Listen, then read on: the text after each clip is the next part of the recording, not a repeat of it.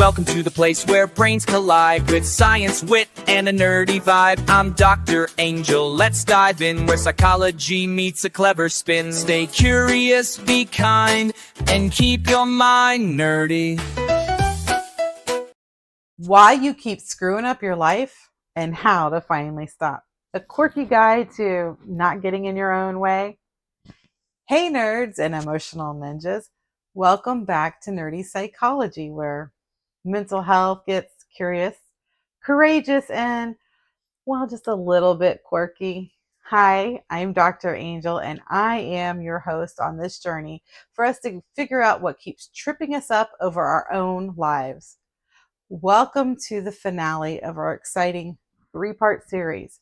If you missed parts 1 and 2, be sure to watch them. Today's episode is not about judging yourself, it's about understanding yourself. This series has been all about self-awareness and compassion and choosing differently, not perfection. Remember, perfection's boring, and we don't even do that here.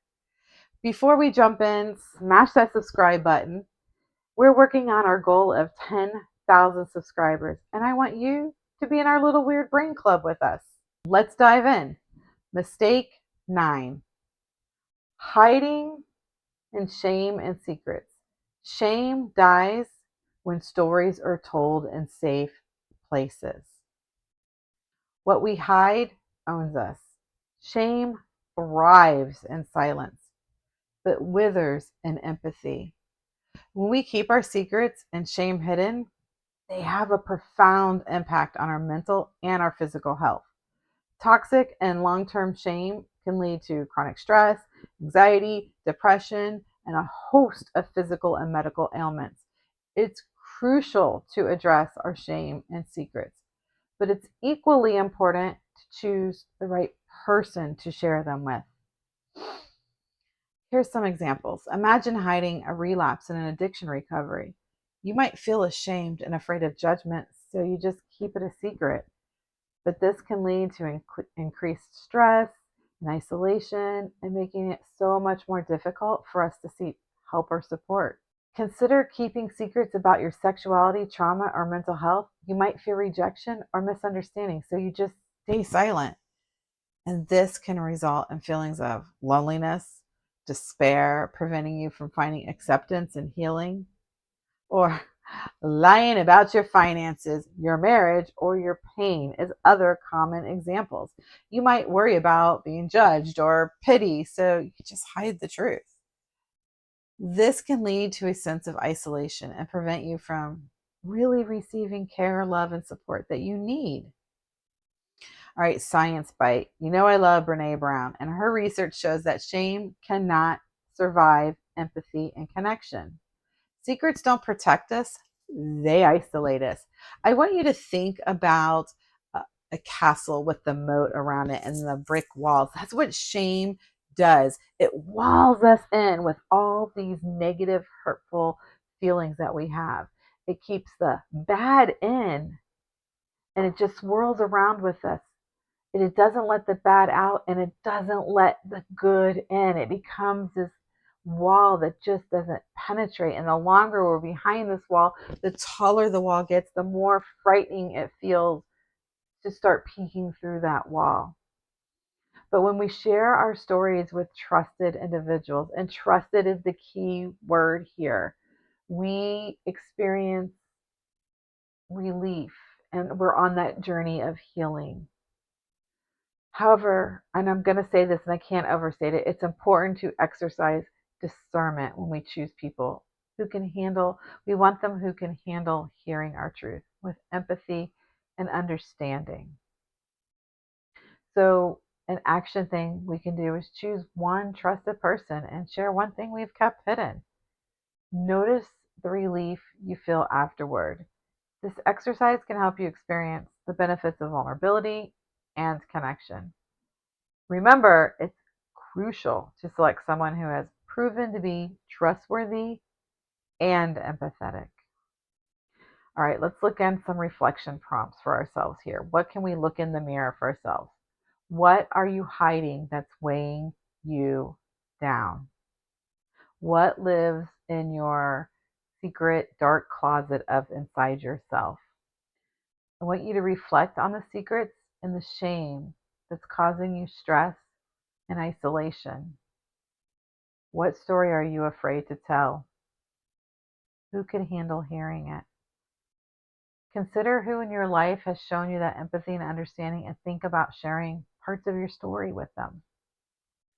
What kind of freedom would honesty give you? Imagine the relief and liberation that comes from being just honest and vulnerable with a trusted person. And if you don't have a trusted person in your life, seek professional help. We are under code of ethics, and we are professional vault keepers is what I like to call us. We're the secret vault. I am a professional secret keeper in my world because that's what we're here for. But we're also supposed to be here to give you that unconditional positive regard, not judgment. We're supposed to bring empathy to that plate. And so finding a safe space is a really important part of your healing journey. So, what are some of the risks of toxic and long term shame? Well, chronic shame can lead to a host of things from anxiety to depression to a lot of other mental health disorders. It can definitely feed that cycle of negative self talk and negative self doubt, and making it difficult for us to break free from the grip of shame. The longer shame has been in us, the more it grips, the taller that wall gets, and the more scary it is to get out of it. And maybe we are just going to cut out a little brick of our little castle wall and moat around us so that we can let a little bit of that light in. And one little brick at a time, or one little piece at a time. Before long, that wall starts crumbling down, but it's scary. It feels like we're opening up Pandora's box and what's going to happen. I liken it to, I don't know if you've ever seen the movie Raiders of the Lost Ark with Indiana Jones, but when they open the ark at the end of the movie, it's like all this comes up and it's like melting their faces. Like, I think that is what a lot of people feel like when they think of exposing some of those secrets or that shame to others. It's like we're just letting it all, and I don't know if I can handle that. And I hear that a lot. I don't know if I can handle it. But it's torturing you on the inside of you, and keeping it in is just hurting you from the inside out. It is venomous, it is poisonous, and it is toxic. We let things out in small spurts and we get professional help to do it, but you can do it. Now, I'm not saying we go out and we tell all of our secrets to everybody we meet, because that's not it either. Please don't hear it that way. But keeping them all locked up is not okay either. Having some trusted people who can know the truth of who we are lets us feel seen and be seen, and lets that venom and poison out of our system so that we can experience authenticity and trueness and connection in meaningful ways. Mistake 10, letting ego rule the room. Ha ha ha. Do you want to be right, or do you want to be free? Your ego will fight to death for validation, but peace, that requires waving the white flag of surrender. When we let our egos take control, it can lead to defensive and very rigid patterns that hurt our relationships and overall well being. Keeping our ego in check can bring so many benefits, but it requires self awareness and humility. I'll give you some examples. Imagine refusing to apologize when you know you're wrong. You might feel that, admitting your fault or your mistake will make you look weak, but this can lead to really strained relationships and unresolved conflicts. Apologizing can be a powerful way to mend relationships and show maturity. You might think that holding on to anger will protect you from being hurt again, but it can prevent you from experiencing genuine connection of happiness. So, letting go of grudges can free you from emotional baggage and allow you to build happier, healthier relationships. Oh, here's a big one. Needing to win every argument. Okay, we all have those people in our world. Even with people you love is another common example. You might believe that, proving your point will make you feel validated or worthwhile. But what it does is really it creates tension and distance in your relationships. Choosing to listen and understand rather than win can foster deeper connections of mutual trust. Okay, science tip here. The ego protects your identity, but it can also lock you into defensive, rigid patterns that hurt yourself, your relationship. So when we let our ego rule, we become more focused on being right than being happy. This can lead to lots of unnecessary conflict and emotional stress. So, what do we do about it? Practice, pause, and pivot. When you feel triggered, ask, what's the cost of needing to be right? Ask yourself that. Take a break, go to the bathroom. Ask yourself, what's the cost of needing to be right?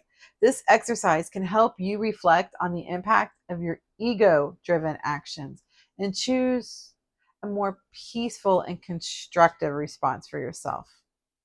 So, what are some things we can look and reflect on ourselves with this area? Well, where are you choosing pride over peace? When you have an argument, are you the one that has to have the final word, the last word, the mic drop kind of moment? That is one of those egos taking over in our space. I tell people all the time in the counseling room that silence is so powerful, but rarely used. We feel like we have to fill all of those spaces to prove a point or prove we're right or make people understand. We think we're saving our self identity or our self worth. But what we're doing, and I'm just going to call it out, we're really being asses. And it's really hurting our relationships when we do that. Even the people we love and want to have around us, sometimes they may not want to be around us when we let our ego take over. Reflect on situations where your ego has led and caused you stress. Consider how choosing peace over pride can change dynamics. Who are you punishing to protect your ego? Think about the people in your life who might be affected by your ego driven action.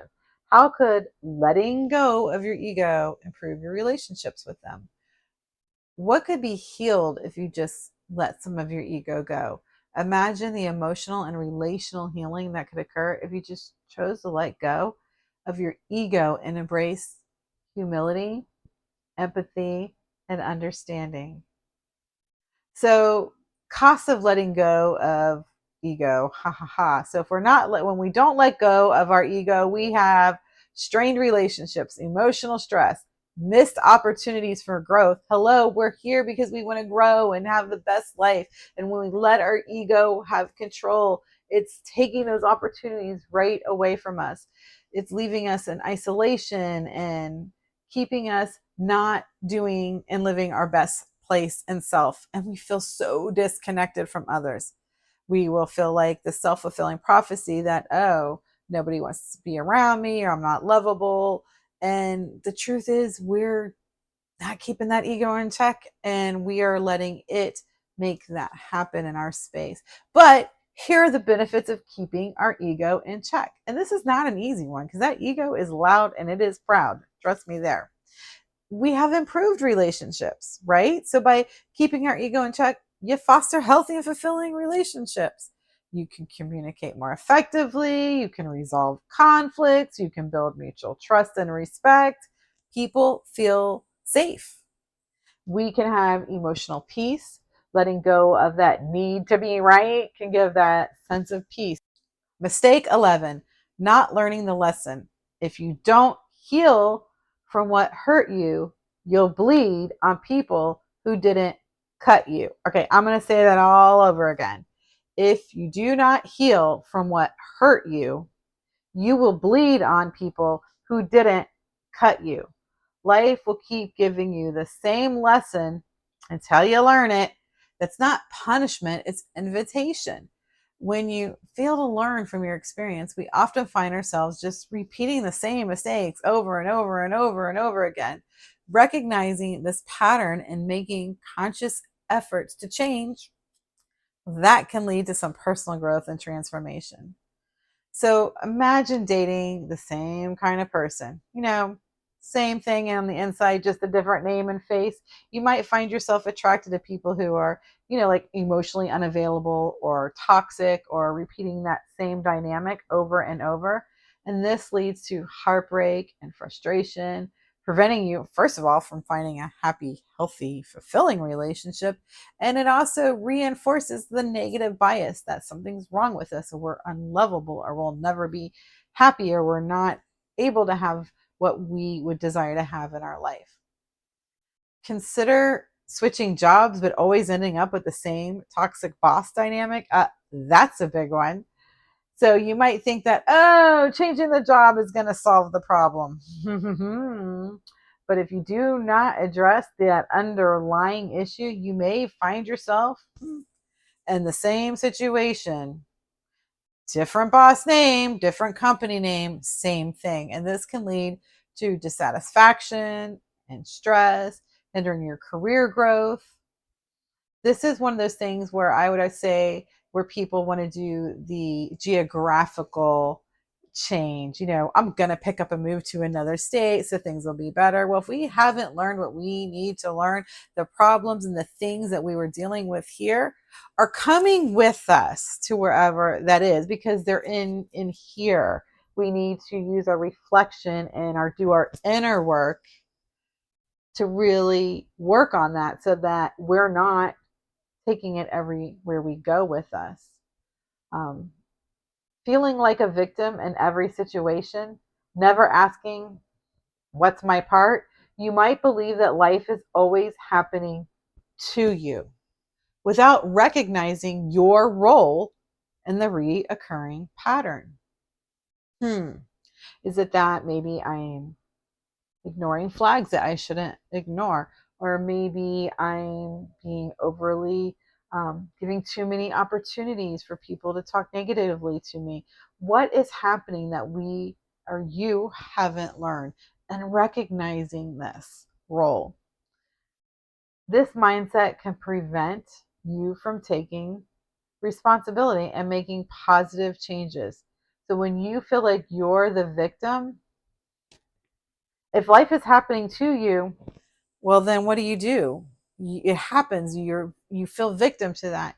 And then you don't have your power. You've given your power away. And now you're at the mercy of what happens to you. And that's not growth mindset, my friends. So we need to make sure that we are looking and reflecting and doing that inner work and that emotional mirror and taking responsibility and making changes so that we can break the cycle. We're drawn to what's familiar. Remember, I talked about our brain, it's lazy. And so, even if something's harmful, because the brain likes predictability over uncertainty, our brains are wired to seek out familiar patterns. This can make it challenging to break free from harmful cycles and learn new lessons. Okay, here's an action step for you. Start a pattern tracker. Yes. Notice when old cycles repeat, then ask what belief, what behavior might be feeding this. This exercise can help you identify recurring patterns in your life and understanding the underlying beliefs and behaviors that contribute to them. So when we can track our patterns, we can take back our power and make intentional efforts to change and grow. Looking in our reflection mirror, what reoccurring pattern keeps showing up in your life? Be honest with yourself. We lie the loudest when we lie to ourselves, and this is time for truth. Reflect on the situation and experiences that seem to repeat themselves. How are you contributing to it? Consider your role in the pattern and how your actions and belief might be keeping them going. What needs to shift for the pattern to end? And the answer is going to be something inside of you. The things from the outside will never shift and end that pattern. Think about the changes you need to make to break free from these cycles and finally move forward. So, what are some tips on learning our lessons so we can move forward? About self awareness, this is all about self awareness. By regularly and continually reflecting on our experiences, our feelings, and our behaviors, this can help us recognize and understand our patterns and our role in them. Also, seeking feedback. This is where we can ask trusted friends or family members or mentors if they could provide valuable insight and perspective that might help us see blind spots or learn from our mistakes. But remember, don't ask the question if you can't honestly hear the answer to that question. Because sometimes our family and friends may see things inside of us that we weren't sure were there, or we may not like that is there. Remember, we can't change what we don't recognize and identify, but we also want to make sure we're in the right mindset when we do give that. But we do need other people to help us see how our blind spots are. Maybe we are way too accommodating for people and we keep walking in this cycle where we're feeling used from our relationships, where we're constantly, we pour out all the time and they never give back. And maybe it's because we don't give opportunity for people to give back, or maybe it's because we never ask for it. We just expect it to happen, or whatever. It's just an example, and there's millions of examples that can come in this. But the other people in our world that we trust can give you valuable data. Doesn't mean it's the end all be all, it's perspective, but it's always valuable to take that perspective and examine it and look at it and reflect on it. Is it true? Is there any part of it true? What do I feel about this? And how do I move forward? Embrace change. Be willing and be open to change and willing to step out of your comfort zone. Learning new lessons requires us to challenge our existing beliefs and behaviors. Practice self compassion. Be kind to yourself as you navigate the process of learning and growth. Recognize making mistakes. It's just normal. In fact, we don't even call them mistakes, we call them lessons. We want to treat ourselves with compassion and understanding. Think about it, when a baby is learning to walk, they just pummel down hundreds and hundreds of times. And do they just fall and be like, oh, I failed. I made a mistake. I should never. I'm not doomed to walk. The stars are against me and not aligned for me to ever be a walking individual. No, no, no.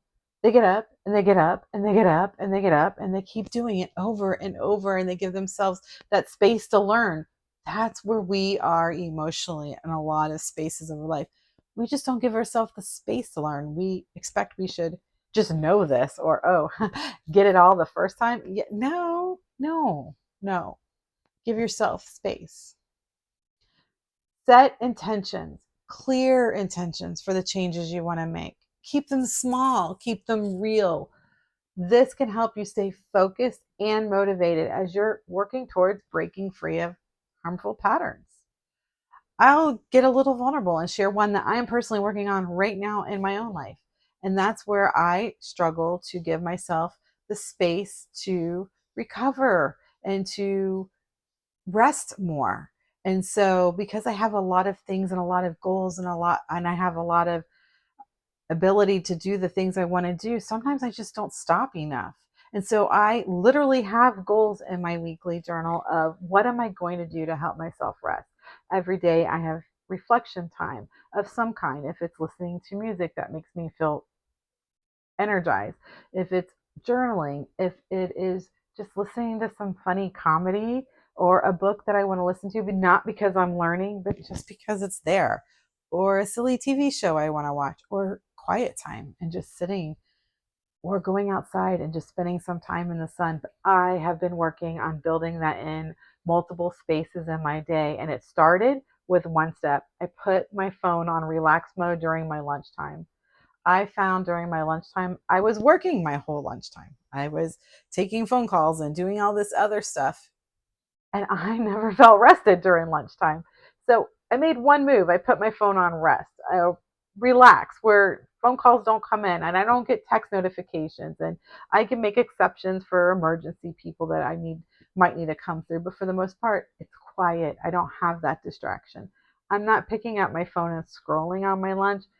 I might just be laying in quiet, or I might just think, or I might write, or I might do something creative, but that's the space I give it for rest and relaxation. And that's where I started way back in October. And now I've been able to slowly add little new things. And sometimes it's one or two things in a week. Now my days have about 4 or 5 of those wonderful spots in it. They don't have to be long spots, they're little spots, but they're being built into my time. So take action, take proactive steps to implement the changes that you want to see. This can involve setting goals. And sometimes, yes, I have goals to rest, I have goals to relax. Create an action plan and hold yourself accountable. And actually, I'm going to share this. I was really proud because we're getting ready to, we've been planning our vacations, and usually we like to go and do busy and active vacations from cruising to adventure things. And this year we're just going to get a quiet little cabin in the quiet little mountains and just unplug and sit on a front porch and drink some sweet tea and read some books and listen to nature and have some fires and just stop for 6 full days. And I can't tell you, a little scary, but I am very excited for this opportunity. So give yourself space.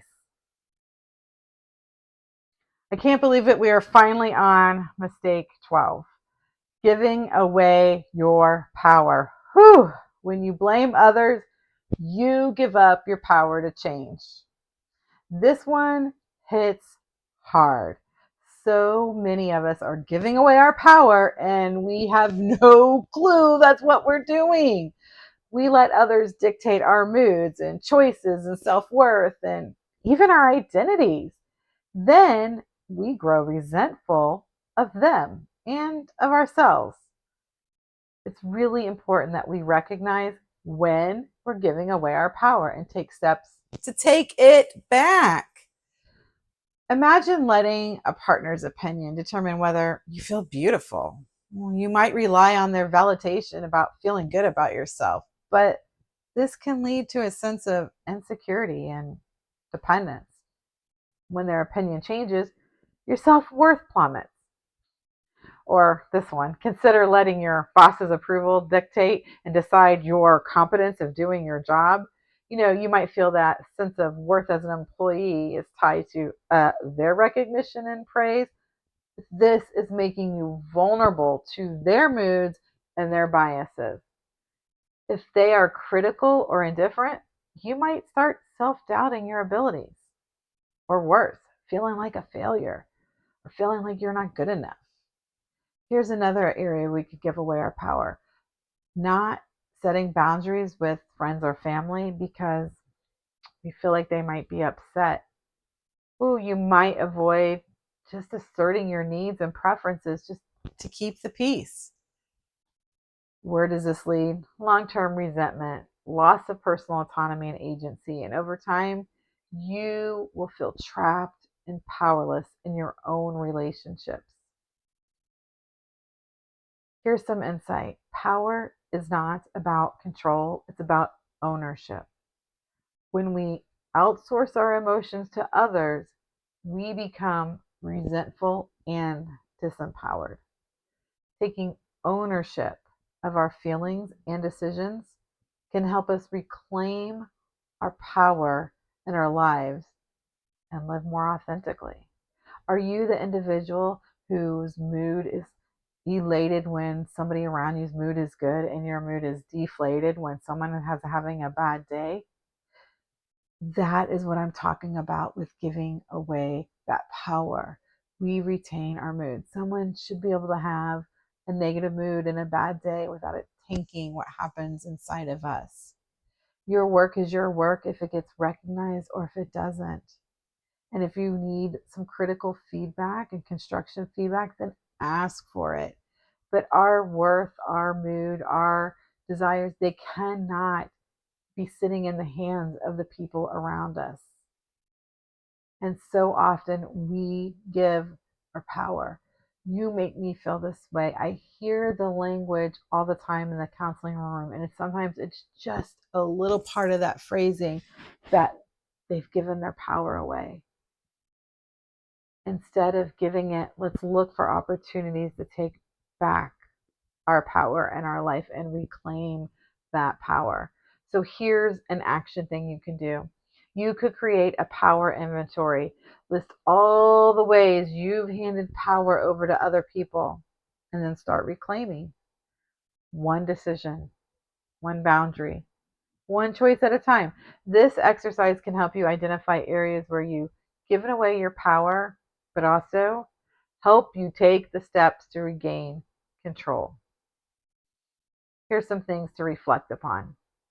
Who have you given emotional control over your life? If you're more worried about someone else's thoughts about what you're doing, they have your power. If you're more concerned about how someone else feels about something, they have your power. Now, it's all great and wonderful to want to hear another person's opinion or feedback, but when theirs dictates yours, that's the link that you've given your power. Reflect on the people and situations that have influenced your emotions and your decisions. I can tell you this one is a huge one. I have people that go to careers and go to colleges and take on careers because this is what someone else planned for them to do, and they do not even like it or want to do it. They've given away their power. So often we are giving it away. You wouldn't just leave your debit card in the middle of the grocery store because people are going to be taking out your bank account if you do. Your power is something to protect. It is yours. And if you give it, people will take it. Trust me. Just like if you leave money sitting out in the middle of somewhere, people are taking that money. Power works very much the same. So don't put it available. You retain the right to your decisions and your agency and your autonomy and your feelings. Does that mean I might feel sad when someone I love is having a bad day? That's called empathy, not giving away my power because I feel like my emotions are tanked out now because yours are.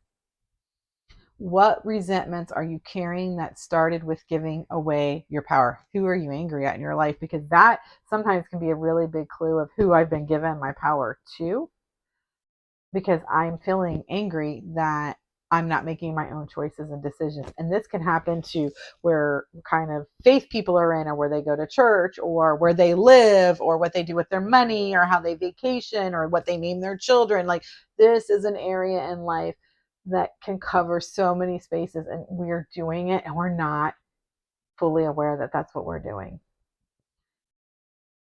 It's kind of like giving in to a tantrum of a 2-year-old when they want the cookie in the grocery store. Once we give it away, we're done. We've lost power. Yes, would it be easier to give that child the cookie and not have the tantrum? 100% in that moment. But in the long term, we've created a big monument of a problem that's just going to become bigger and bigger with time. And it's the same with our power. Sometimes we give it because it just seems like the easiest thing to do in the moment. I don't have the bandwidth for this argument. I don't want to have this discussion again. So just forget it. I just won't do what I want to do. But once we start relinquishing it, getting it back can be really hard to do.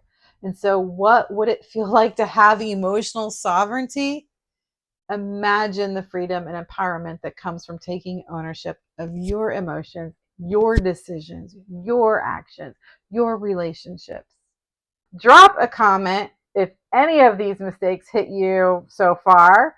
Which one are you working on first? Like, share, and subscribe. We're building a community of curious, courageous weirdos, and well, you belong here. And as always, stay curious, be kind, and keep your mind nerdy. That's a wrap. Stay curious, be kind, and keep your mind nerdy.